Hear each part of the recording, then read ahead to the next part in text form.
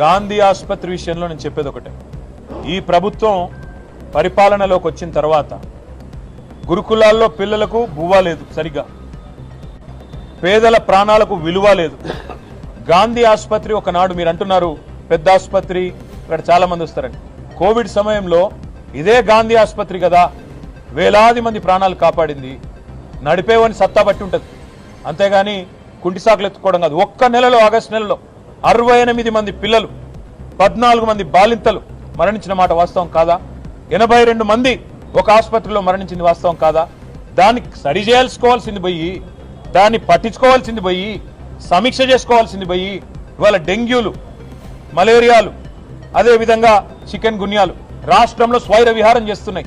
అవసరమైతే health emergency declare చేయండి. అవసరమైతే మిగతా ఆసుపత్రుల్లో కూడా మందులకు పైసలు లేవట, ఈరోజు పిచికారి కొట్టేందుకు పైసలు లేవు, శానిటేషన్కు పైసలు